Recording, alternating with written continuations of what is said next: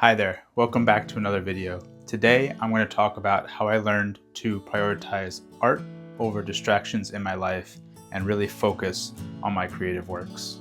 As a person who works full-time during the day and does art in his spare time, there's a lot of instances where I have to choose between doing art or doing something that I like to do. Some examples of this include watching YouTube, watching anime, reading a book, or even playing video games. These things are fun to do, and consuming is generally a lot easier than producing anything.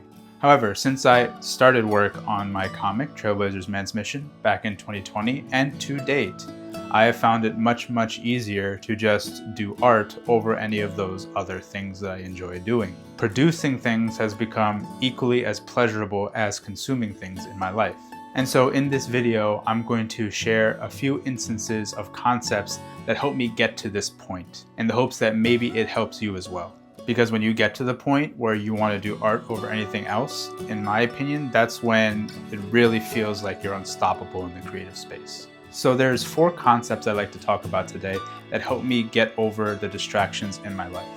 Concept number 1 is creating a space for art. So for a very long time, I used to do everything outside of my room. Because I was doing the drawing, the creative work, in a space where I had other things that I did, it ended up creating a sort of lax mental space.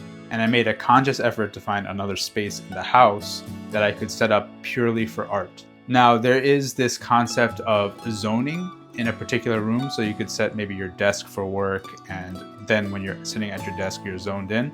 But unfortunately for me, I need entire spaces. I've tried to do the zoning thing and it just doesn't work. So I took 1 month to assess where the best place was to set up a space to work. And once everything was all said and done, I designated this space a place for work. And the moment I did that, every time I come to this room, I'm ready to work. It was that simple. Doesn't matter what's in the room actually. I have manga and books and posters, things that would normally distract me in the room, but the moment I come into this room, it's immediately productivity mindset oriented. And that's the power of designating a space for me. And in fact, I actually ended up calling this space the office, mostly because I have a lot of experience going into an office for work, and whenever I go to the office, I'm in the work mindset. So I've recreated that same type of commuting and going into an office type of mentality.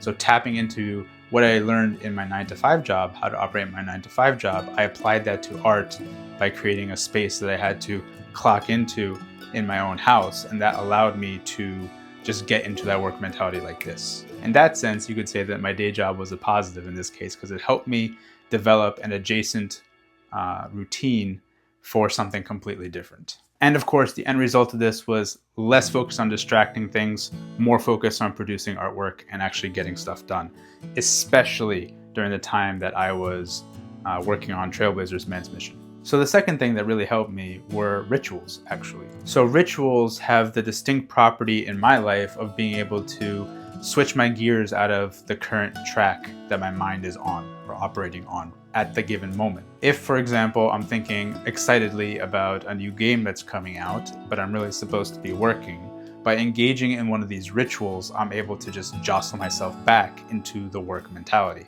This is yet another thing that I picked up from my day job. When I tend to lose focus in my day job, I usually get up and go to the pantry for a cup of coffee. So naturally, I've associated creating drinks with getting back to work.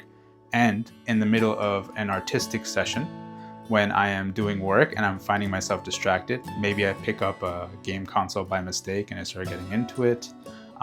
There is a hard reset in that if I just get up and decide to act on a desire that's very frequent in my art sessions, which is I'm thirsty, I want something to drink, the act of getting up and preparing a drink, or even just getting a cup of water, will be enough to reset my mind back into the work orientation that needs to be and stay focused on the task at hand. Another example of a ritual that I engage in is taking the train to work. So I take public transportation to get to my office. I am routinely on a schedule of waiting for a train, getting on the train, riding the train, and then getting off the train. So what I've learned to do is the moment I board the train, I use it as a trigger to get into a creative mode and draw on my iPad. And the unique thing about this is it's time oriented. So it allows me to forego a lot of the inner voices or the dawdling I do in a normal work session to prevent myself from kind of like immediately going into it. You know, the idea of a ramp on, like you have to warm up or you have to do some doodles or draw some random things before you're finally ready to do something. I get to skip that phase entirely because I'm like, oh shoot, I only have X amount of time to do something. I just got to get into it. And that's exactly what I did. So while I was working on Trailblazers Man's Mission, I can confidently say that 50% of it was done on commutes to work and back from work. And one more example that I want to talk about is putting on noise canceling headphones. They can be wireless buds, but I prefer to do over-ear wireless headphones. Maybe I should just show you mine. I'll do that. When I put these on like so, and I turn noise canceling on, it completely isolates me from the outside world. So one thing I've noticed is if I'm in the middle of drawing and there's noises that happen, even if they're small noises, it can tend to distract me or pull me out of if I'm in a flow state or if I'm deep into trying to do problem solving for a specific part of a panel or a piece. Then I've noticed that those small little noises actually pull me out of the experience. And so putting these on, I'm able to just completely isolate myself. And then it's just me and my thoughts, not even worried about the world, what's happening externally. So now we're going to talk about concept number 3, which is checklists. Checklists. They are literally the saving grace of my entire workflow. So here's the thing. Checklists stop me from forgetting things. They help me break down the problem into manageable bite-sized chunks, and they give me an action plan so that if I'm working on something and I have to take a break or I have to switch to a different task because emergency or whatnot happens, then I can immediately get back into the workflow because I know exactly where I left off. Without checklists, I would not have completed Trailblazers Man's Mission. Checklists are literally what saved me and kept my progress going, even though there was a lot of down periods in between stages of working on that project. Checklists are valuable for self-critiques.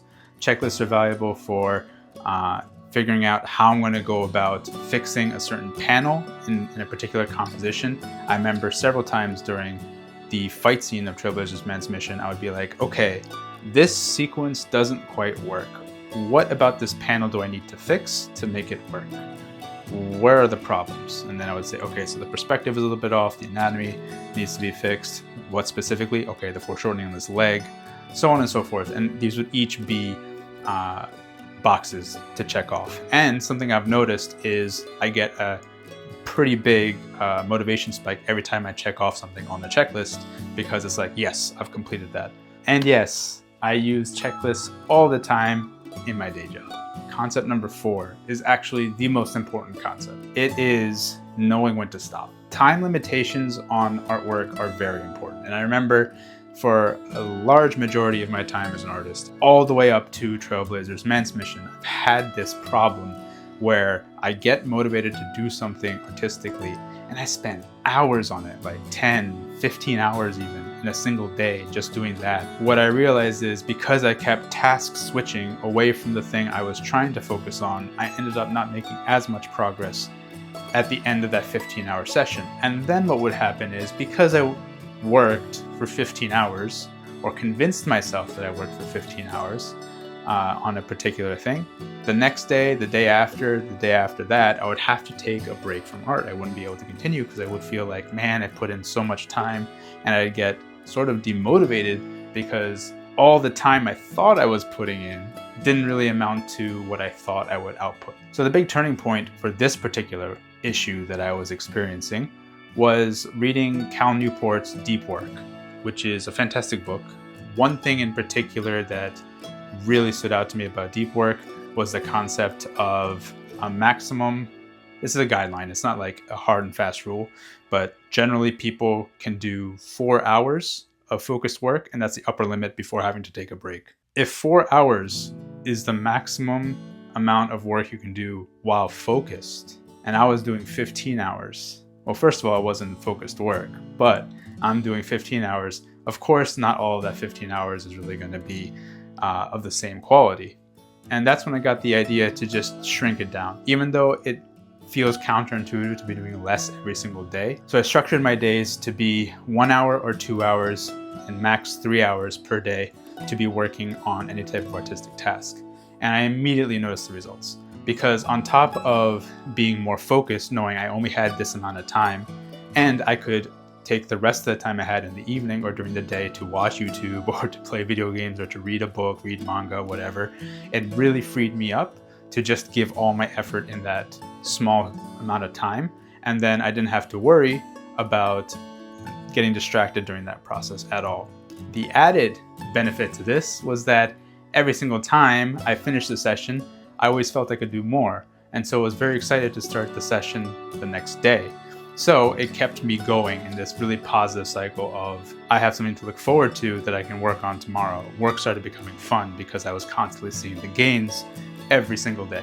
So by creating a space for my art, utilizing rituals, utilizing checklists, and also knowing how to limit my time when I'm actually working on art tasks, I was able to build up a process that helps me focus on art over any distractions that may be around me. And it's really developed my ability to focus for the better. That's all I got for this video. I hope you found it useful. I hope you found it helpful. And thanks for watching very much. I appreciate it. I have a question for you. Any of these things that I mentioned, these 4 concepts, have you tried them in your life when it comes to pursuing a creative task? And how have the results been? And if you've tried something outside of these 4 concepts that's really helped transform how well you focus, leave it in the comments down below. I'm really interested to hear what you have to say. And if you like content about the artistic journey and personal growth, consider subscribing. All right, stay safe, stay happy, stay creative, and I'll see you all next time. Peace out.